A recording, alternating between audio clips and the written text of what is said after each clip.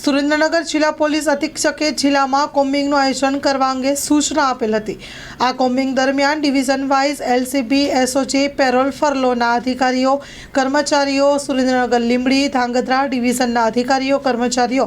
અલગ અલગ ટીમો બનાવી સઘન કોમ્બિંગ હાથ ધરી કામગીરી કરી હતી, જેમાં વાહન ચેકિંગને લગતા ફૂડ પેટ્રોલિંગ તથા જીપી એક્ટ કેસ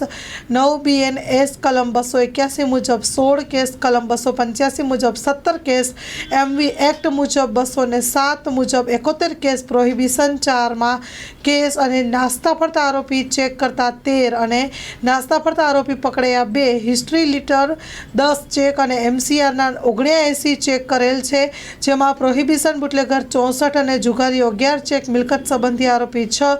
અને શરીર સંબંધી આરોપી 18 MV એક્ટ NC 202 કુલ મળીને દંડનીય કાર્યવાહી કરતા 87,700 મુજબની કામગીરી કરવામાં આવી હતી। Story report by Jayendrasinh Zala, Lakhtar.